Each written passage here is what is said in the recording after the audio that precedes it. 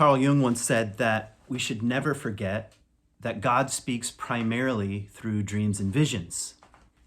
So dreams present an amazing opportunity in the spiritual life.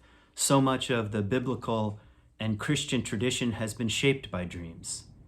Maybe you've wondered what your dreams mean or how to listen to dreams. Maybe you're a therapist or spiritual director in the helping profession in some way, and you want to learn how to listen to dreams. So in this introductory workshop, we're going to be working with your dreams and learning ways of listening and ways of allowing the dream to do its work on us. I'm Kent Dobson. I'm an author and teacher.